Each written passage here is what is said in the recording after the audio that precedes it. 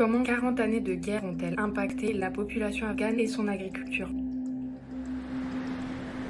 Hello tout le monde, j'espère que vous allez bien. On continue aujourd'hui sur l'Afghanistan qui a été le théâtre de conflits successifs. On peut découper ça en 5 temps. Premièrement, en 1979, l'URSS envahit l'Afghanistan. Le conflit détruit les systèmes d'irrigation traditionnels et force des millions d'Afghans à fuir. Les champs de blé et d'orge sont laissés à l'abandon, remplacés par des zones de combat. Et les terres agricoles deviennent inexploitables à cause des bombardements et des mines antipersonnelles. L'Afghanistan, autrefois autosuffisant, commence à dépendre de l'aide alimentaire internationale. Deuxièmement, en 1989, après le retrait soviétique, le pays plonge dans une guerre civile entre factions armées. Les canaux d'irrigation ne sont plus entretenus, les terres s'assèchent et les rendements agricoles s'effondrent. Les agriculteurs, démunis, se tournent vers la culture du pavot, plus rentable et demandée sur le marché noir. L'Afghanistan devient alors le premier producteur mondial d'opium, faute d'alternatives agricoles viables. Troisième temps, en 1996, les talibans prennent le pouvoir et imposent une interdiction totale du pavot dans les années 2000, ce qui ruine des milliers d'agriculteurs. Aucune alternative n'est mise en place, pas de soutien aux cultures vivrières. Cette interdiction va créer une famine locale et renforcer la dépense aux importations alimentaires. Enfin, cinquième temps, en 2022, les talibans arrivent au pouvoir et interdisent de nouveau la culture du pavot, mais sans alternative viable pour les agriculteurs. L'Afghanistan reste coincé entre insécurité alimentaire, dépendance aux cultures illicites et destruction des savoir-faire agricoles traditionnels. Et aujourd'hui, en plus, le changement climatique vient s'ajouter à la balance. Dans les régions nord, ouest et sud de l'Afghanistan, la combinaison de températures élevées et de sécheresse prolongée a conduit à la désertification de plus de 75% des terres. Retour en France, en 2021, on organise la première visite de ferme avec Rajab, agriculteur afghan, et Olivier, berger, et ça se passe incroyablement bien. Il y a une espèce de magie qui opère. Même si Olivier et Rajab parlent pas la même langue, il y a une sorte de compréhension mutuelle entre eux. Vraiment, ça ce sera le moteur de suite de nos actions avec Verger du Monde. Allez, à plus!